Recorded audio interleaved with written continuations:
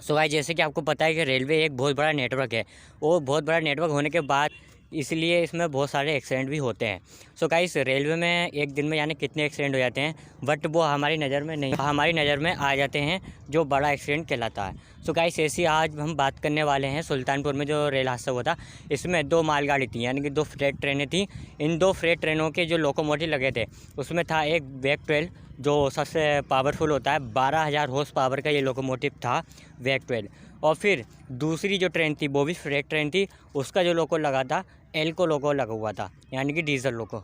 सो ये दोनों ही लोको पावरफुल थे, बट जो वेग 12 लोकोमोटिव है ये सबसे ज़्यादा पावरफुल था। सो गाइस, ये दोनों ट्रेनें आपस में भिड़ गई थी। सो इनकी केस स्टडी करने वाले हैं कि ये आपस में ऐसे कैसे टकरा गई थी।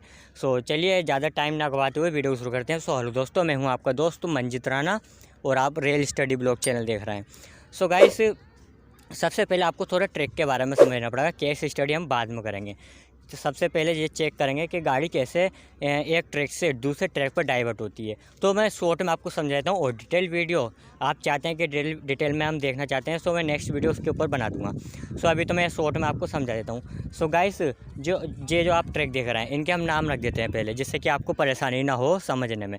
सो गाइस, जो ऊपर वाला ट्रैक देख रहे हैं इसका नाम है ट्रैक नंबर 1, और जो हमारा बीच वाला ट्रैक देख रहे हैं इसका नाम है ट्रैक नंबर 2, और जो सबसे लास्ट वाला ट्रैक है इसका नाम रख देते हैं ट्रैक नंबर 3। सो गाइस, अगर ट्रैक नंबर 1 पे कोई गाड़ी आ रही है और उसे ट्रैक नंबर 3 पे आना है 2 से होते हुए, सो वो आएगी कैसे। सो गाइस, ये जो आप ट्रैक नंबर 1 पे जो देख रहे हैं, ये जो ट्रैक देख रहे हैं, सो अगर ट्रैक नंबर 2 पे लेकर के जाना है 2 से 3 पर आने के लिए, सो सबसे पहले इस ट्रैक को इससे टच किया जाएगा। और जब ये टच हो जाएगा, सो जो आप ट्रैक नंबर 3 वाला जो देख रहे हैं ये वाला, सो ये भी खुद ब खुद टच हो जाएगा। इनके कनेक्शन दोनों एक ही से होते हैं।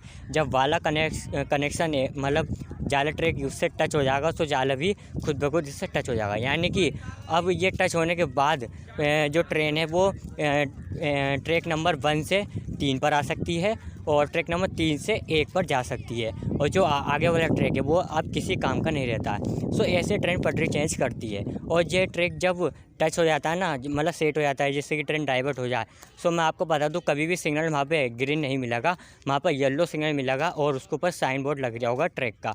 और अगर वहाँ पर रेड है, सो इसका मतलब ट्रैक चेंज नहीं कर सकती, यानी कि ट्रैक नंबर 1 से वो ना 3 पे जा सकती और ना ही 3 वाली ट्रेन ट्रैक नंबर 1 पे आ सकती। ध्यान रखना अगर रेड सिग्नल है वहाँ पे, सो क्योंकि आपको समझने में आसानी होगी इसलिए समझा रहा हूँ। ध्यान रखना कि अगर वहाँ पे रेड सिग्नल है तो गाड़ी कभी भी ट्रैक चेंज नहीं कर सकती, बल्कि वो सीधे जा सकती है। अगर वो सिग्नल जो रेड है वो तोड़ते हुए सीधे जा सकती है, बट वो डाइवर्ट नहीं हो सकती।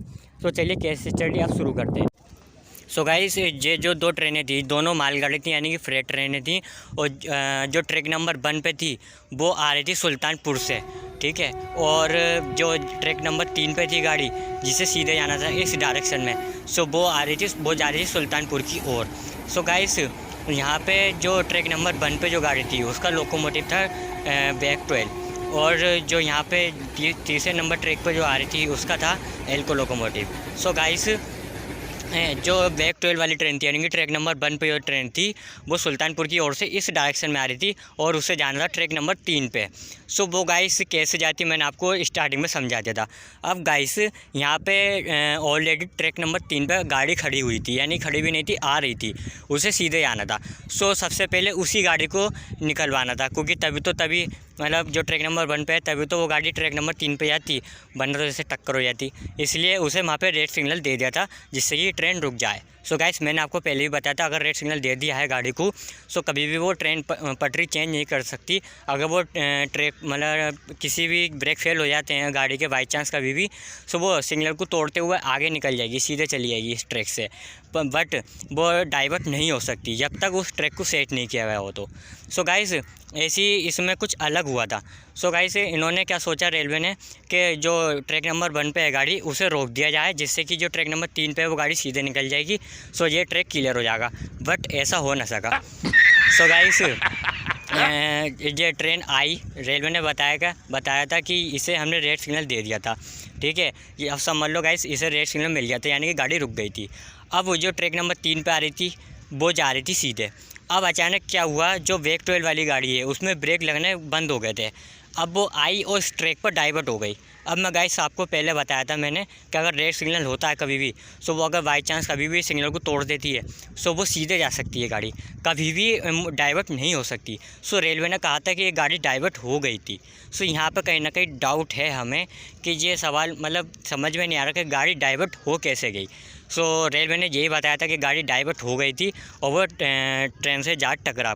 सो मैं आपको बता दूं, आप सोच रहे होगे कि गाड़ी के ब्रेक इतने पावरफुल होते हैं तो लगे कैसे नहीं। सो मालगाड़ी में अलग ब्रेक का सिस्टम है, मतलब उसकी डिटेल वीडियो मैं बाद में बनाऊंगा। उसमें BOM का ब्रेक सिस्टम लगा होता है मालगाड़ी में, जो कभी कभार काम करना बंद कर देता है। सो यही हादसा रेलवे ने बताया था कि वो गाड़ी के ब्रेक लगने बंद हो गए थे, जिसके चलते वो ट्रेन रुक नहीं पाई रेड सिग्नल पे और वो डाइवर्ट होकर के उस ट्रेन में जा टकराई। सो रेलवे ने यही बताया था जो मैं आपको बता रहा हूँ। बट यहाँ पर डाउट है हमें कि वो ट्रेन जो थी वो ट्रैक पर कैसे आ गई, यानी कि ट्रैक नंबर 2 पे कैसे आ गई, क्योंकि वहाँ पर रेड सिग्नल था और रेड सिग्नल था तो वो अगर उसके ब्रेक फेल हो भी गए थे तो वो सीधे जा सकती थी, ना कि इधर को। सो गाइस कैसे लगी केस हिस्ट्री, अगर कोई डाउट हो तो भी कमेंट बॉक्स में ज़रूर बताना। सो मैं मिलूँगा अगली किसी वीडियो में, तब तक के लिए अपना ख्याल रखें और वीडियो को अंत तक देखने के लिए आपका बहुत बहुत धन्यवाद।